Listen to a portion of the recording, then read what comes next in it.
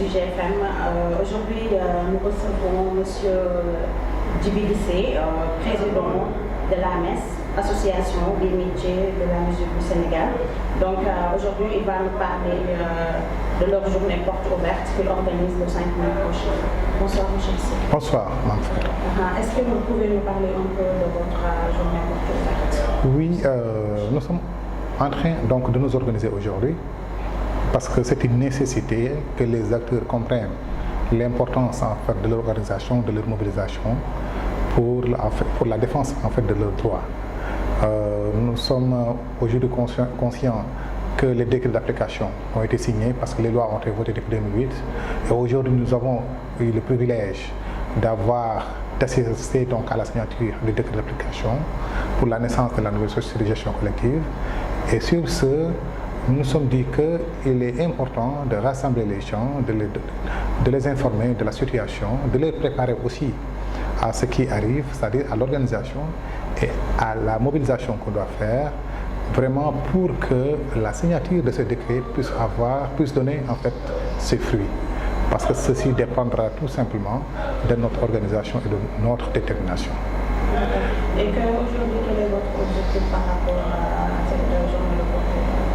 Ok, l'objectif c'est de rassembler d'abord le maximum de personnes, musiciens ou pas musiciens, acteurs ou pas acteurs, toute personne qui s'intéresse donc à la musique et au métier de la musique. Rassembler les gens, discuter avec eux, leur donner les informations qu'il faut, leur mettre donc entre les mains les réalisations qu'on a pu faire aujourd'hui, parce que nous existons, mine de rien, depuis 15 ans, une quinzaine d'années. Nous sommes aux tenants et aux aboutissants de la loi qui est passée et qui a donné naissance à la nouvelle société. Alors nous avons plein de choses à dire et plein d'informations à donner, les réalisations qu'on a pu faire, discuter avec eux, sous la présence effectivement du ministre de la Culture, parce que c'est un partenaire. L'État du Sénégal est partenaire parce que les acteurs ne peuvent pas partir seuls, le gouvernement ne peut pas partir seul. Alors c'est une organisation commune, c'est une assistance commune et sur ce, informer aussi le ministre de la Culture qui sera là des données qu'on a, convaincre aussi les gens pour qu'ils viennent en fait adhérer, pour qu'ils viennent en fait se regrouper autour de nous pour que tout simplement savoir que notre force sera notre force pour qu'on puisse sortir de la situation. Parce que la situation qu'on vit aujourd'hui, nous sommes les seuls à pouvoir le comprendre et les seuls à pouvoir lutter pour s'en sortir. Personne ne peut nous pousser ailleurs.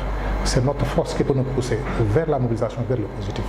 Et le 5, il y aura toutes les informations qu'il faut, il y aura une exposition de tout ce qu'on a fait et aussi il y aura une conférence de presse le 5 pour que les journalistes qui vont être là, les hommes de la presse, puissent partir avec des informations pour le relayer en fait, à travers nos médias.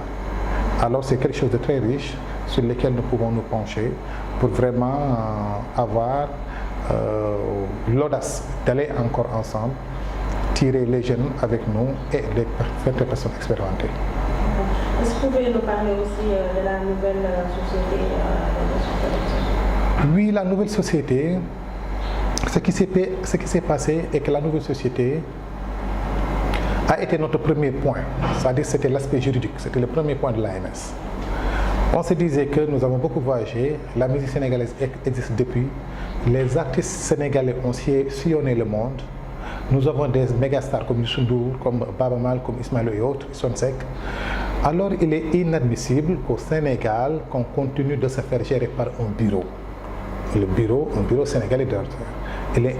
Aujourd'hui, l'étape où nous sommes, il nous faut une société où ce sont nous, acteurs, qui vont choisir leur direction, leur directeur, qui vont élire leur conseil d'administration.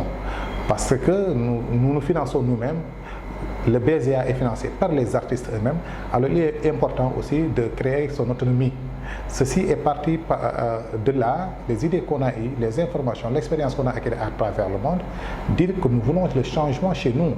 pour notre sécurité, pour notre retraite, pour le social des artistes. Parce que nous sommes sans ignorer aujourd'hui que l'art est en train de souffrir, parce que les artistes sont en train de souffrir. Alors, il fallait une organisation derrière pour que les droits des artistes puissent être respectés.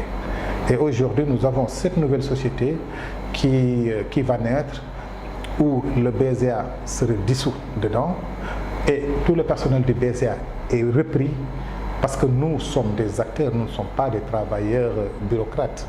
Nous avons maintenu le même personnel du BZA qui va travailler pour la nouvelle société.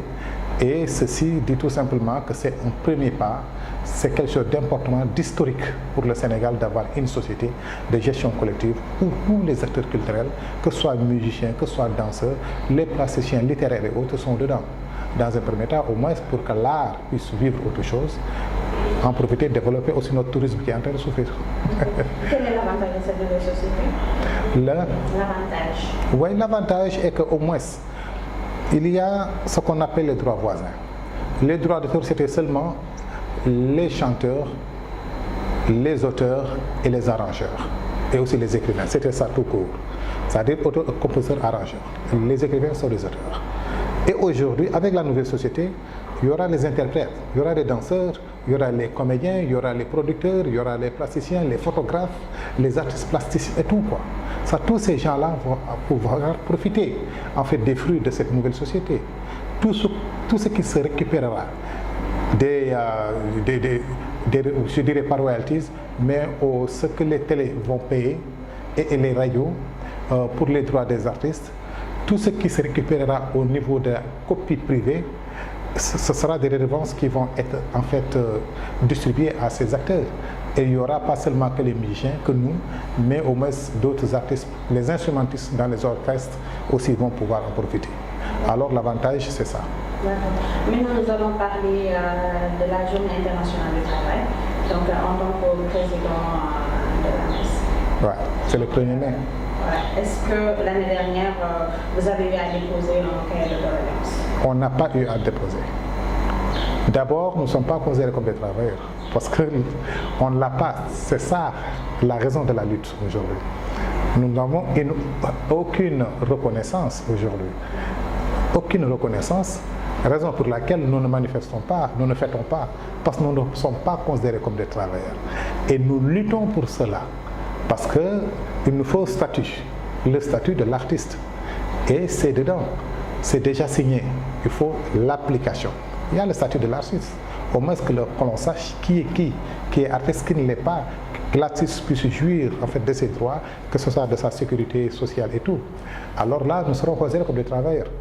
Et sur ce, c'est la raison pour laquelle on organise cette journée porte ouverte et on va vers l'Assemblée générale pour dire aux acteurs, ceci dépendra de vous pour que ces décrets qui ont été signés puissent être applicables. Parce qu'il nous faut des commissions, il nous faut des comités de suivi, il nous faut un combat. Si on ne s'organise pas, tout va aller à l'eau, on risque de traîner encore 5 ans pour arriver à l'application. Alors ceci dépendra de notre mobilisation, de notre organisation, venir renforcer nos associations. Alors les organisations professionnelles sont en renforcées, donner la force à ces associations pour qu'ils fassent face à cela, organiser les gens pour que notre condition puisse changer. Donc, à part la nouvelle société, que demandez-vous de plus à l'art pour une meilleure condition de travail pour les artistes? À part cette société, personnellement, dans un premier temps, ce qui est fondamental, c'est l'application, la suivi en fait de ces signatures.